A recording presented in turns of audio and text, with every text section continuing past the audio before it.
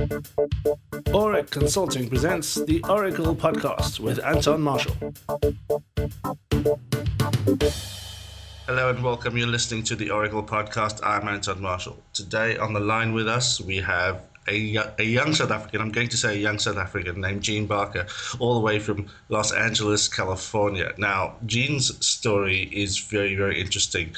After quite a successful career in journalism here in South Africa, she decided one day to pack it all up and pursue her dream of going to make movies in California, in Hollywood. Jean, welcome to the podcast. Thanks, Anton. Hi. And how is your dream going? My dream is not dead. It is in progress. It is alive. It changes every day.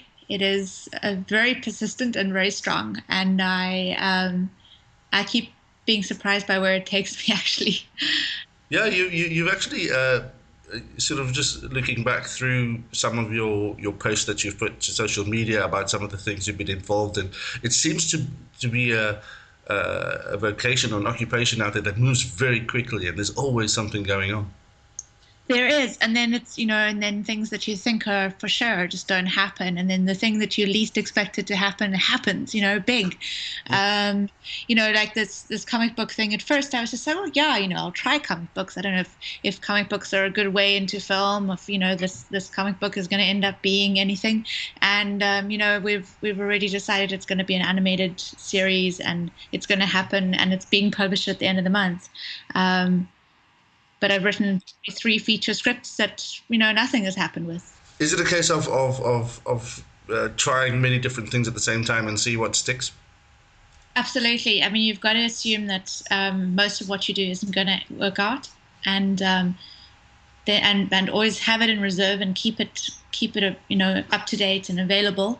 But you need to assume that most of what you dream about isn't going to happen, and be completely open to adjusting your dreams and picking up the next thing, and always have at least 2 or 3 things on the go, so that something can always be there to encourage you. When you're disappointed, you just pick up the next project. There's no downtime. There's no, oh, I feel terrible. There's just, okay, next, Yeah.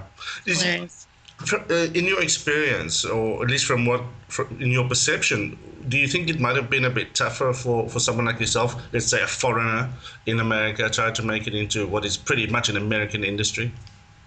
It depends how you approach it. It did definitely take me a long time to learn how to write in the American register, to write American speakers, to do that kind of thing. But what I quite quickly decided to do was that my niche was to write about things that weren't so obvious to most Americans, and to exploit that, if anything.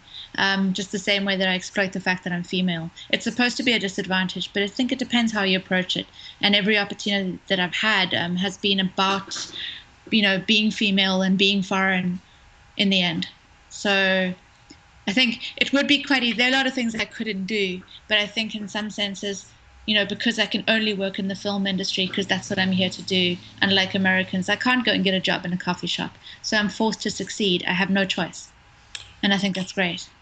So talking about your unique offering, say from a storytelling point of view, and that unique voice that you can bring, and trying to exploit that, you mentioned a little bit earlier about a comic book that you've been working on or writing. Can you tell us a little bit more about that?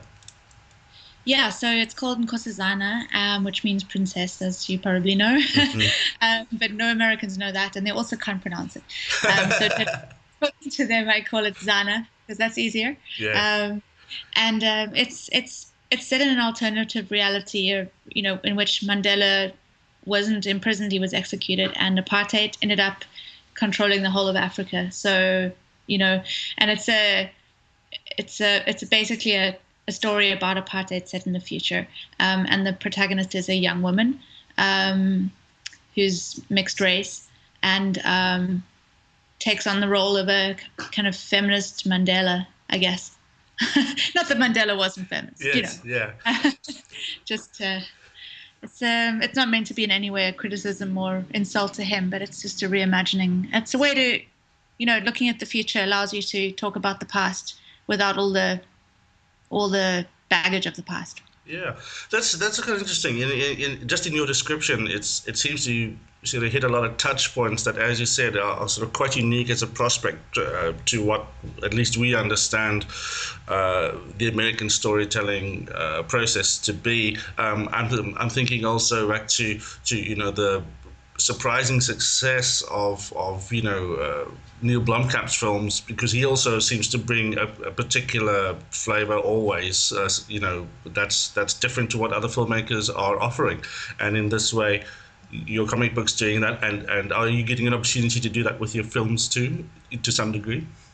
Yes, I think to some degree. I mean, I'll always, a lot of the time, if I do a lot of script coverage or script reading, which is basically you read the script and you review it for the screenwriter and or agent or whoever.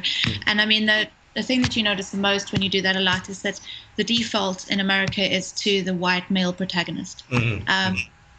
Gender is generally mentioned, but unless somebody specifically says that somebody is black or Hispanic or whatever, you're expected to assume that they're white.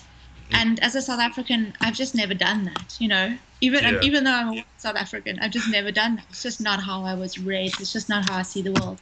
So all my stories are quite a lot more diverse, and actually, I think more accurately reflect the real America, which is very diverse and very interesting.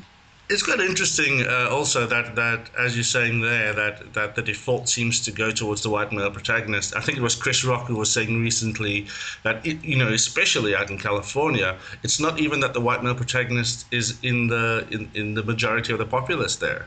And real America, as you've said, isn't necessarily that white in terms of a stereotype and an archetype. Yeah, and especially in certain neighborhoods. I mean, I'm one of the very few white people in my neighborhood. It's kind of like living in South Africa, actually.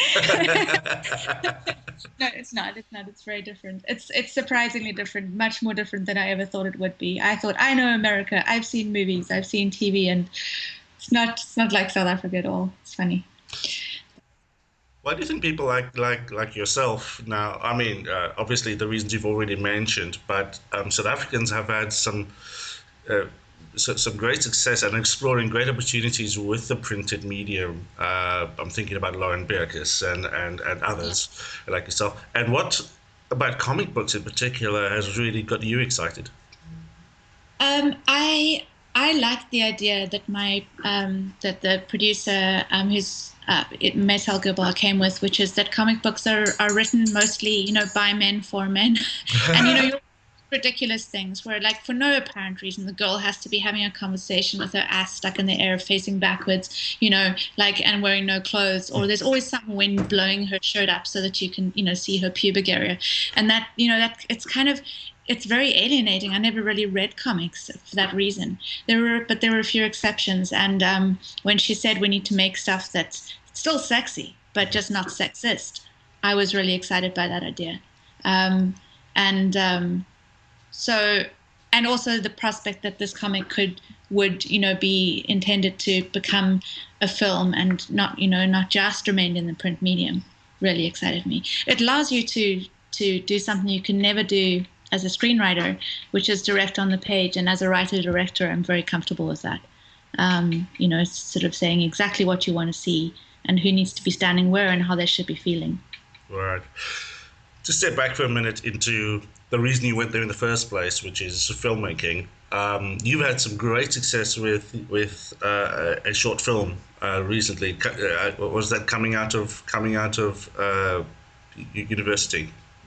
Yeah, that was my thesis, my master's thesis film at Chapman, and yeah, it was a very ambitious sci-fi film. Once again, I was like, I want to talk about old people, but I don't want to do it in a way that seems depressing. And the only way not to depress people, as Neil Blomkamp proved, sorry, dude, was to is to take the story out of context and let people look at it fresh.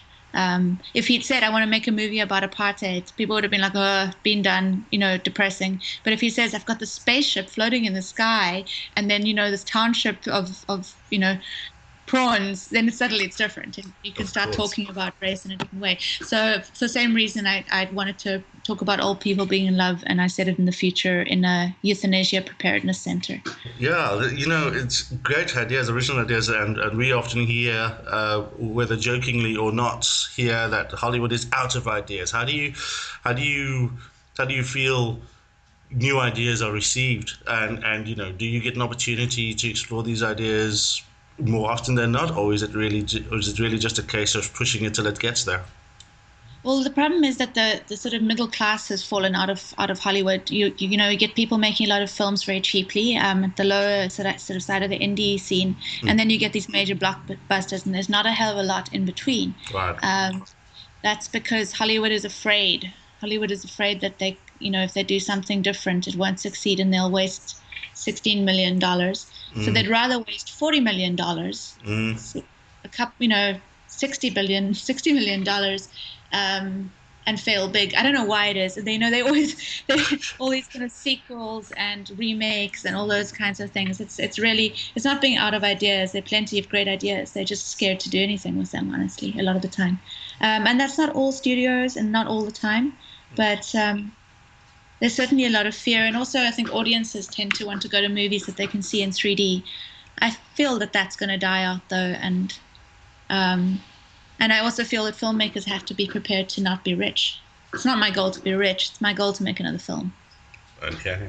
Until that happens, give us a little bit of a timeline. When does the Koudstaal comic come out, and what's keeping you busy up until the time that you do, in fact, get to take on your next feature? Okay, so I am currently writing a feature. It's actually a South African story, and I can't really talk about it, but it's a biopic of a woman, South African woman, famous woman from the 70s. And it's going to be really fun. So I'm writing that. That's my first paid job ever as a screenwriter. I'm very excited about it. And I am writing other projects on my own, which, I would like to produce when I find the money or find somebody with the money. And I am making adverts. I shot an ad for Lux, and I'm shooting one for Chevy on Saturday, Chevrolet. So there's that, which allows me to keep directing without paying to do so. What else? And then Koudstaal comes out at the end of May. Is that a digital release or in print? And do you think we might see it out here? The digital release, I really hope we do see it out there. The digital release will be on the 21st of May, just of the first 5 pages. The idea, it's being shopped out to all the big comic book companies here, and the idea is to publish the full thing. Yeah, absolutely fantastic. Jean Barker out of Hollywood, California. Well on your way to becoming someone important that we can maybe pick up the phone to one day and say, I've got an idea for you.